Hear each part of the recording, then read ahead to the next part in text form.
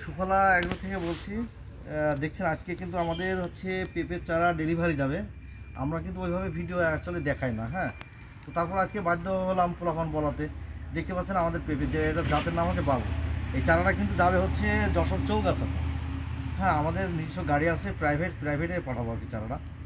900 piece চারা, তো এই জন্য এখন আমাদের কিন্তু প্রসেসিং চলছে। পোলাপান এতক্ষণ করছিল, ওরা খাওয়ার জন্য গেছে। এই দেখতে পাচ্ছেন প্রসেসিং কীভাবে করি আমরা।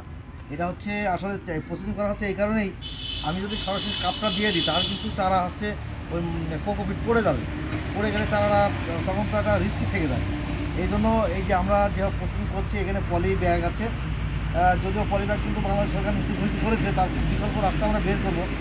তো এই পলি ব্যাগে কিন্তু আমরা এইভাবে সুন্দর করে কিন্তু এটা বেঁধে দেওয়া হচ্ছে, যাতে কোকোপিটটা কোথাও যাতে না পড়ে যায়। হ্যাঁ, এই যে দেখতে পাচ্ছেন কোকোপিট যাতে বাইরে না পড়ে যায়। এবং যেহেতু এটা ক্যারেটে দিতে হবে, তো অনেক সময় পড়ে গেলে চায়ে শিকড় সমস্যা হতে পারে। হ্যাঁ, তো এই যে এইভাবে প্রসেসিং করছে, এই চারা কিন্তু ইনশাল্লাহ আর কিছু হবে না, যখন চৌকাতে যাচ্ছে।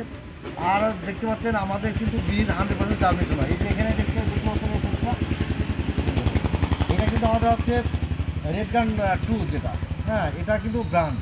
তো এটা আমাদের 100% কিন্তু জার্মিনেশন হয়েছে। আর যদিও শীতকাল, তারপরে এখানে যতগুলো দেখতে পাচ্ছেন। আর জার্মিনেশন হওয়ার একটা পিছনে কারণ আছে, আমাদের তো কিছু বিজনেস পলিসি আছে। হ্যাঁ, এই তথ্য সবাই তো আর জানে না।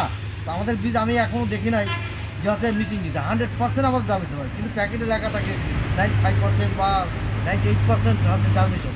তো আমি পেয়েছি দেখলাম 100% জার্মিনেশন হয়েছে। আমি নিজে হাতে কিছু জার্মিনেশন নিজে হাতে বের করেছি। তারপরে যতগুলো আমাদের এখানে যত সবজি চারা আছে সবই 100% হয়ে থাকে। তো যারা হচ্ছে আমরা দেখলেন আমাদের প্রসেসিং এবং আমাদের প্যাকেজিং করে কীভাবে চারা আমরা ডেলিভারি দিয়ে থাকি। যদি এই ধরনের মানে প্রযুক্তি আপনাদের ভালো লেগে থাকে, বা এই চারা যদি আপনারা নিতে চান পেঁপে, তো আমাদের সাথে যোগাযোগ করতে পারবেন। এবং আমরা কিন্তু শুধু চারা বিক্রি করে ছেড়ে দিচ্ছি না।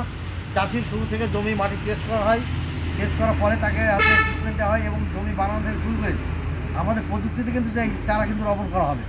কারণ হচ্ছে রোপণ করা হবে, এবং ওই এলাকায় অবশ্যই দেখতে পারবেন আমাদের কোম্পানির সাইনবোর্ড থাকবে, তখন বুঝতে পারবেন যে আসলে এদের চাষাবাদের ধরনটা কেমন। তো যাই হোক, যারা দেখলেন যদি ভালো লেগে থাকে বিস্তারিত লিখে জানাবেন, এবং কমেন্টে বিস্তারিত জানাবেন। ভালো থাকেন, সুস্থ থাকেন, আজকে আল্লাহ হাফেজ।